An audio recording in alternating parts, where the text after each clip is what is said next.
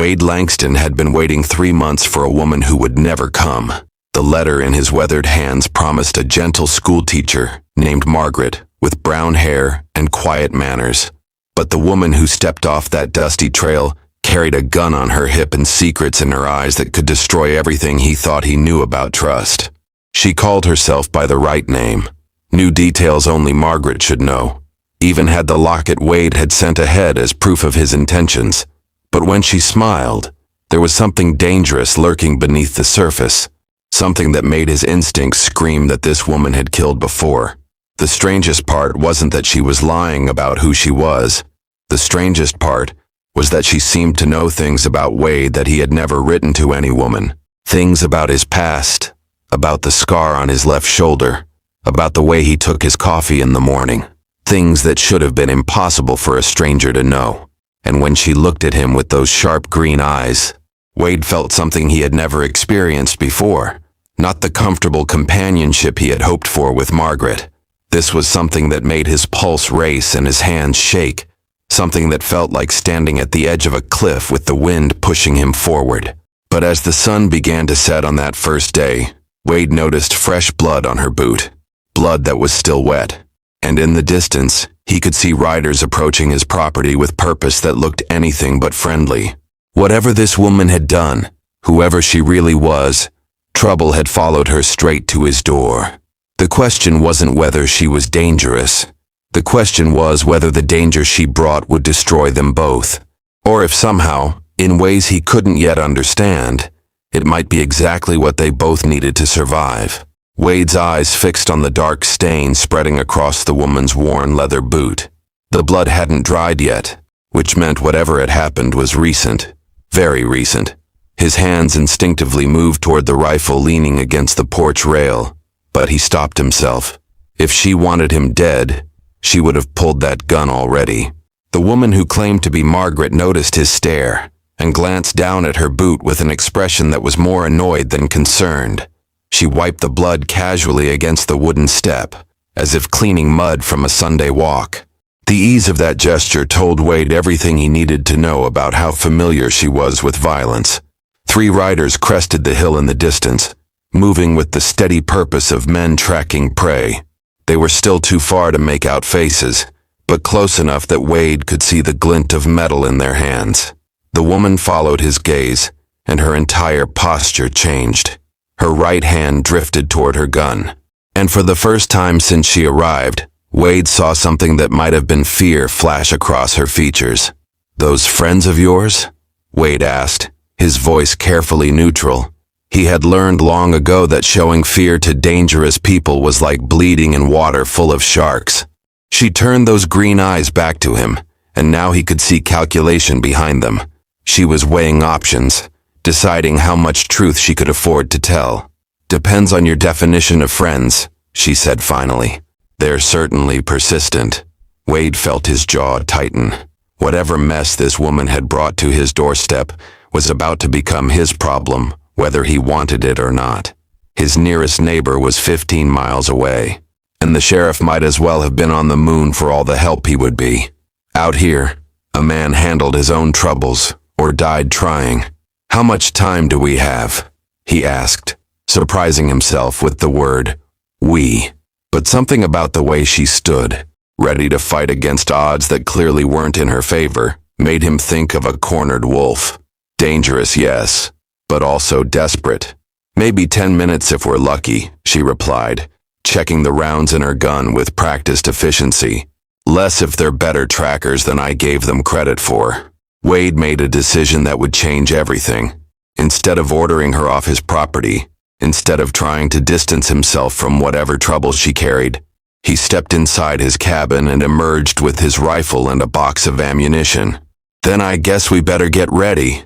The woman stared at him with something that might have been surprise. "You don't even know what they want."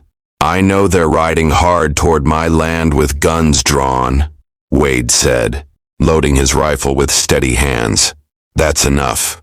But even as he spoke, Wade couldn't shake the feeling that he was missing something crucial. Something about the way she held herself, the way she seemed to know his land almost as well as he did. almost as if she had been watching his place long before today. And if that was true, then this meeting was no accident at all. The woman moved around Wade's property with the confidence of someone who had spent considerable time studying the layout. She positioned herself behind the water trough without hesitation, choosing the exact spot that provided the best cover while maintaining clear sight lines to the approaching riders. Wade had discovered that position himself after living here for 3 years. "You've been here before," he said, settling behind the corner of his cabin. It wasn't a question. She didn't deny it. A woman traveling alone learns to scout safe places to rest. Her fingers traced the edge of the trough, and Wade noticed how she tested its thickness with the familiarity of someone who had done this exact calculation before. Your land appeared suitable. The riders were close enough now that Wade could make out their faces. 3 men, all armed, all wearing the grim expressions of people who had traveled far for something they intended to take by force. The man in the lead had a scar running from his left ear to his jaw, and when he smiled, it was the kind of smile that promised pain.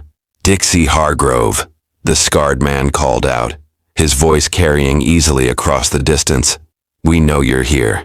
Come out and we might let your friend live." Wade felt something cold settle in his stomach. Dixie, not Margaret. The woman beside him had tensed at the sound of her real name, but she didn't look surprised that they had found her. She looked like someone who had been expecting this confrontation for a long time.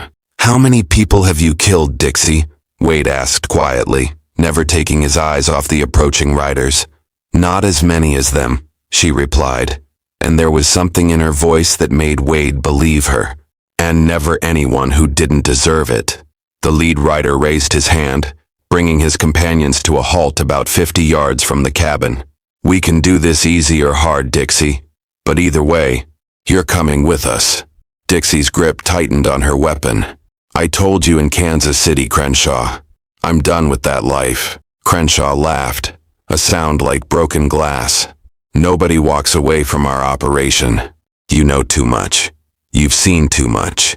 His eyes shifted to Wade. "And now your friend here has seen too much too." Wade realized with crystal clarity that this wasn't just about whatever Dixie had done. This was about silencing witnesses, about making sure no one could testify to whatever crimes these men were involved in. The blood on her boot suddenly made terrible sense. "There's something you should know," Dixie said, her voice so low only Wade could hear. "The real Margaret isn't coming because she can't come. She's dead. These men killed her 3 days ago when she wouldn't tell them where to find me."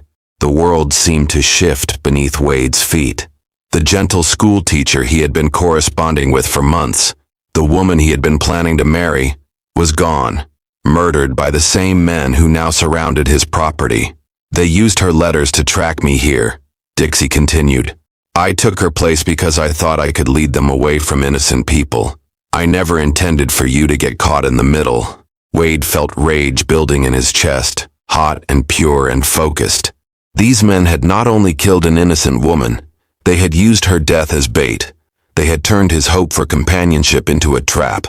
But as he looked at Dixie, seeing the way her hands remained steady despite the odds against them, seeing the determination in her eyes to protect him even though she barely knew him, Wade realized something that changed everything. Whatever else was true, whatever else was lies, the woman beside him was willing to die fighting rather than surrendered to these killers. And that told him everything he needed to know about who deserved his loyalty. Crenshaw was raising his gun when Dixie whispered something that made Wade's blood run cold. "Wade, there's something else. Something about why they really want me dead." Dixie's words hung in the air like smoke from a gunshot. Wade wanted to demand an explanation, but Crenshaw was dismounting, his boots hitting the dirt with deliberate slowness. The other 2 riders spread out to flank the cabin, moving with the coordination of men who had done this before. "I witnessed something," Dixie whispered urgently. "In Kansas City. These men aren't just killers. Wade, they're part of something bigger.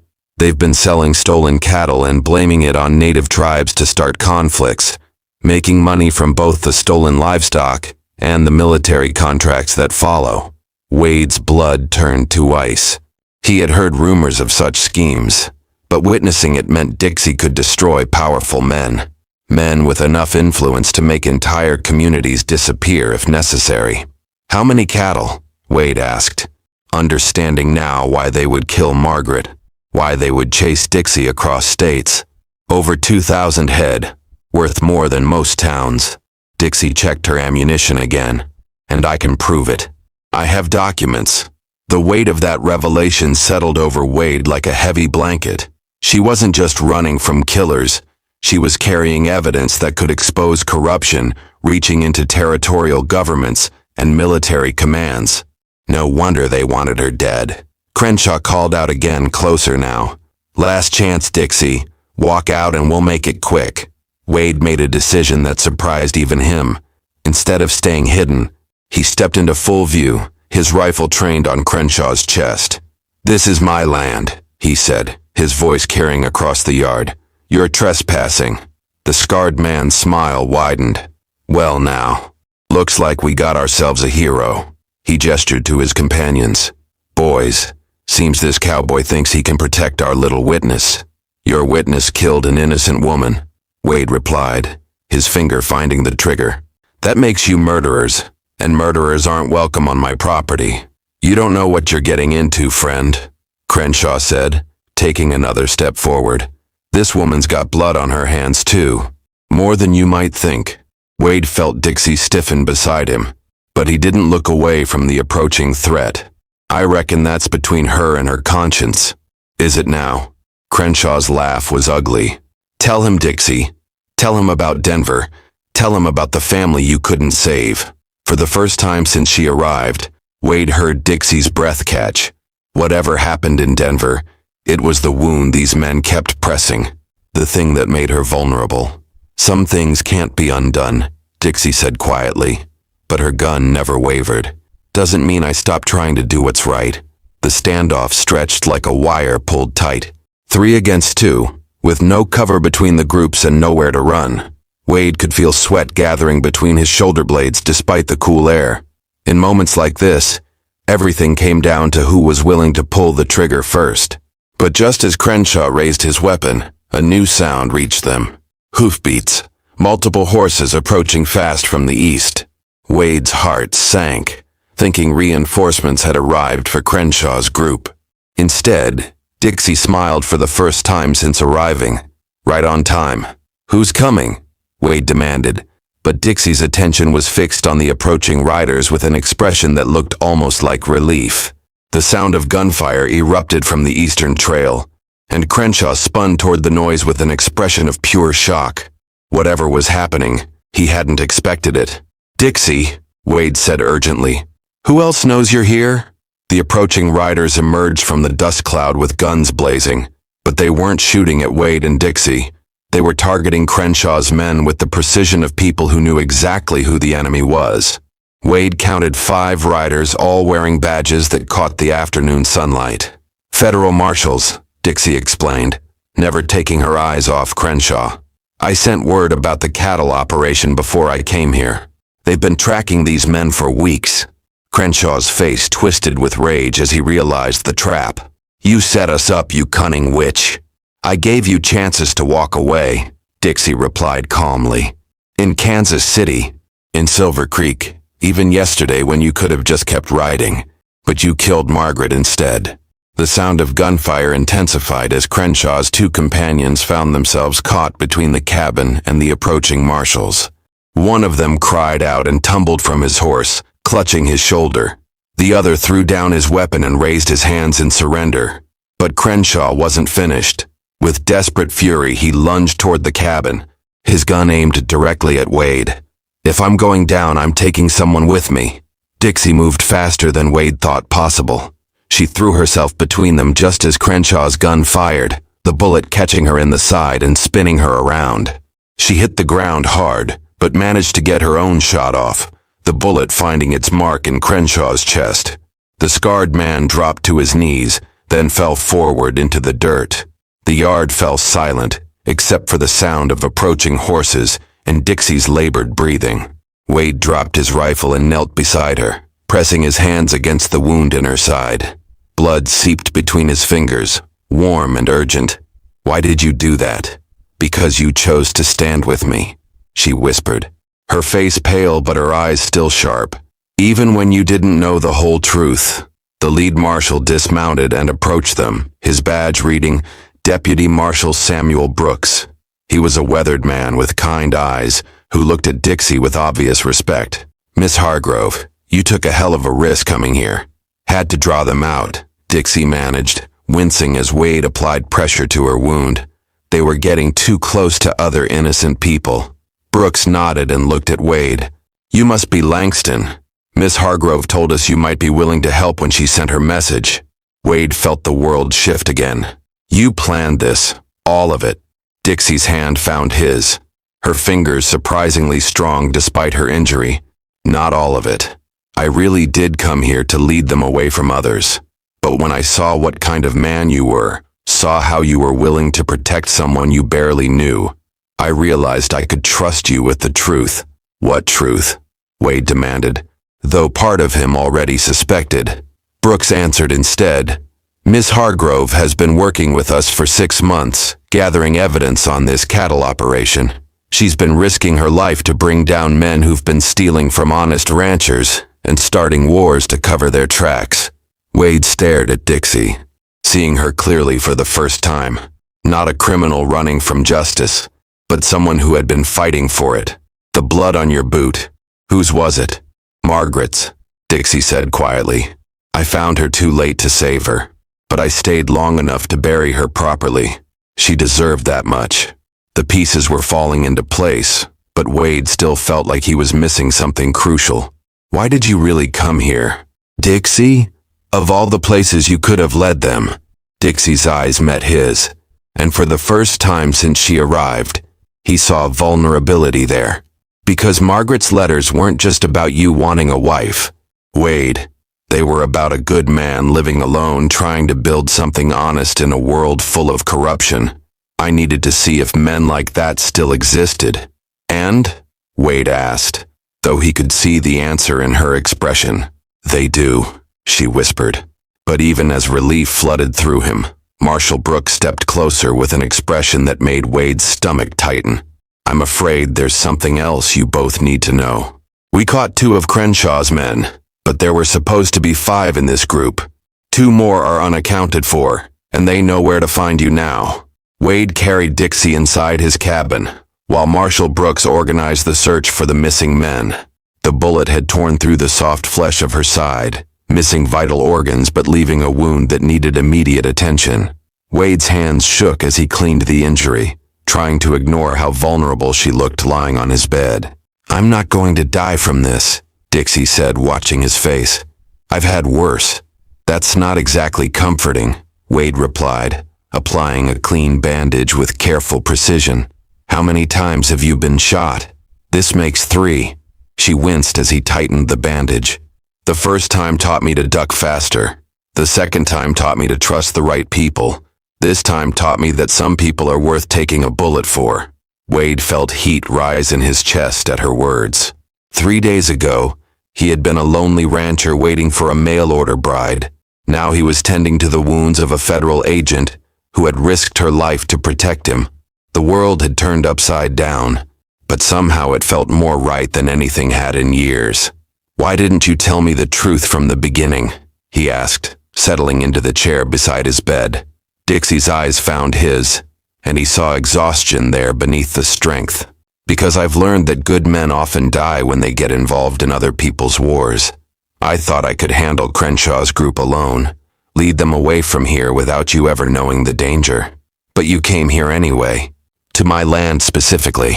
Margaret's letters painted a picture of a man who built something honest with his own hands, who treated people with respect whether they deserved it or not. Dixie reached for his hand, her fingers intertwining with his. "I needed to see if that kind of man still existed, or if the world had killed all of them." Wade felt something shift between them, a recognition that went deeper than attraction or gratitude. "And what did you find?" "I found a man who stood beside a stranger against armed killers without knowing why." Her thumb traced across his knuckles. I found someone who asked what kind of person I was, not just what I'd done. The moment was interrupted by Marshall Brooks appearing in the doorway. We found tracks leading toward the eastern ridge, 2 horses, moving fast. They're probably heading for the territorial line, but they might double back to finish what they started. Wade stood, checking his rifle. How long do we have? Could be hours, could be minutes. These men are desperate now, and desperate people do unpredictable things. Brooks looked at Dixie with concern. Miss Hargrove, you need to stay down. That wound will tear open if you try to fight. Like hell I will, Dixie said, struggling to sit up. Those men killed Margaret because of me. I won't hide while others risk their lives cleaning up my mess. Wade gently pressed her back down, his hand on her shoulder. You're not hiding. You're healing so you can fight another day. He looked into her eyes, seeing the frustration there. Sometimes the bravest thing is knowing when to let others help. You don't understand, she insisted. Those 2 men, Parker and Voss, they're not just killers. They're trackers. They can follow a trail that's days old, find people who don't want to be found. If they get away, they'll come back with reinforcements. Brooks nodded grimly. She's right. We need to end this here. Wade felt the weight of decision settling on him. He could send the marshals after the remaining men and hope for the best, or he could take an active role in protecting the woman who had changed his entire world in the span of 3 days. But as he looked at Dixie, seeing the trust in her eyes despite everything she had been through, Wade realized the choice had already been made. Some things were worth fighting for, and some people were worth any risk. What do you need me to do? He asked Brooks. But before the marshal could answer, the sound of glass breaking came from the back of the cabin. Someone had just thrown a rock through Wade's kitchen window, and attached to it was a note that would change everything once again. Marshal Brooks retrieved the note from the kitchen floor, his expression growing darker as he read. They want to make a trade, he announced. Dixie for safe passage out of the territory. Wade snatched the paper from Brooks's hands. The message was written in rough handwriting. The woman for our freedom. Sunrise at Devil's Rock. Come alone, or we start killing ranchers until you do. Devil's Rock, Wade muttered. He knew the place. A natural formation about 5 miles north that provided excellent cover for an ambush. They're not planning to honor any trade. That location is perfect for picking off anyone who approaches. Dixie struggled to her feet despite Wade's protests. They're right about one thing. This has to end. Too many innocent people are at risk now. You're not going anywhere, Wade said firmly. Not with that wound, and not into an obvious trap. Then what do you suggest? Brooks asked. We can't let them escape to bring back reinforcements, and we can't ignore their threat to kill innocent ranchers. Wade moved to his kitchen window, studying the terrain beyond his property. A plan was forming in his mind. Dangerous but possible. They chose Devil's Rock because they think they know this land better than we do. But I've been hunting these hills for 3 years. What are you thinking? Dixie asked, reading the determination in his posture. There's a way to approach Devil's Rock from the south that they won't expect. An old game trail that follows the creek bed. It's narrow and treacherous, but it comes up behind their position. Brooks nodded slowly, while they're watching for someone to approach from the main trail. Exactly. Wade turned back to them. But it only works if they believe Dixie is coming to meet them. Dixie's eyes flashed with understanding and anger. You want to use me as bait. I want to end this without anyone else dying, Wade corrected. Including you. The risk is too great, Brooks interjected. If they see through the deception, Miss Hargrove becomes a target with nowhere to run. Wade looked at Dixie, seeing the conflict in her expression. She wanted to fight, wanted to face these men directly, but she also understood the tactical advantage of his plan. There's something else, he said quietly. Something I haven't told you. Both Dixie and Brooks stared at him, waiting. I know Parker, Wade continued. He worked for a neighbor of mine 2 years ago before he disappeared one night with half the man's horses. I recognized him the moment I saw him with Crenshaw's group. You recognized him and didn't say anything? Brooks demanded. I wasn't certain until I saw the scar on his left hand. Parker cut himself badly on barbed wire, and refused to see a doctor. That scar is distinctive. Wade checked his rifle again. He's not just a tracker. He's a coward who only fights when he has overwhelming advantages. Dixie winced as she moved closer to Wade. What does that mean for us? It means he'll position himself where he can run if things go wrong. Probably on the north side of Devil's Rock with the horses. Wade met her eyes, seeing trust there despite the pain she was feeling. And it means he'll expect you to come from the direction that gives him the best shot. This is insane, Brooks muttered. But Wade could see he was considering the plan. Maybe, Wade agreed. But it's also our best chance to end this without a prolonged hunt that puts other people at risk. Dixie placed her hand on Wade's arm, her touch sending warmth through him despite the danger they faced. If we do this, if we take this risk together, what happens after? When the shooting stops and the marshals ride away? Wade looked into her eyes, seeing the question behind the question. She wasn't just asking about tactics, she was asking about them. About whether what had grown between them could survive in a world without constant danger. I guess we find out if what we have is real, he said quietly, or if it was just two people finding each other in the middle of a storm. But before Dixie could respond, another sound reached them from outside. Multiple horses approaching fast. Too many to be just Parker and Voss returning. Marshal Brooks moved to the window, his face going pale. Reinforcements, he said grimly. At least 8 riders, all armed. Wade felt his heart sink. Their plan had just become impossible, and the trap was closing around them faster than they had anticipated. The approaching riders weren't reinforcements for Parker and Voss. As they drew closer, Wade could see the glint of federal badges and the disciplined formation of lawmen, not criminals. Marshal Brooks stepped outside and raised his hand in greeting. Additional marshals from the territorial office, Brooks explained as the riders dismounted. I sent word yesterday requesting backup when we learned how extensive this cattle operation was. Wade felt relief flood through him, followed immediately by renewed determination. With this many federal agents, they could end the threat permanently, instead of just driving it away to terrorize other communities. Marshal Thompson, Brooks addressed the lead rider, a tall man with steel gray hair and sharp eyes. Perfect timing.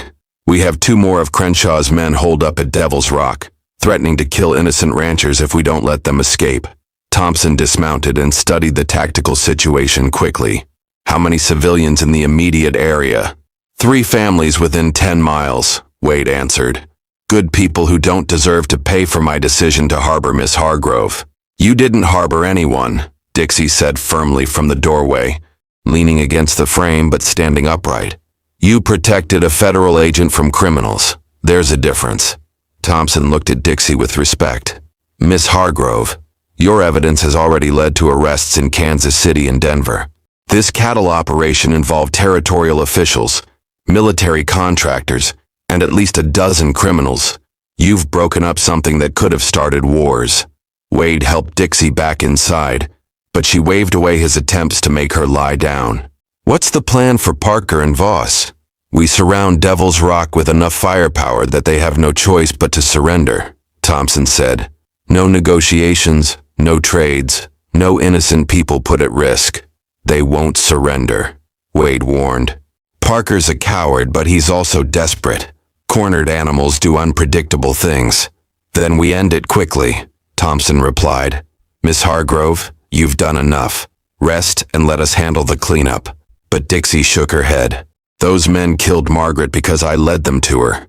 I finish what I started. Wade saw the determination in her eyes and recognized it as something that couldn't be argued with.